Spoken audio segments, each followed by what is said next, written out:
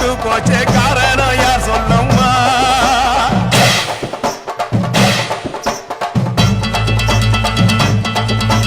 சட்டோடு கையில் சத்தம் முழங்கிட தாயணி பொங்கிடம்மா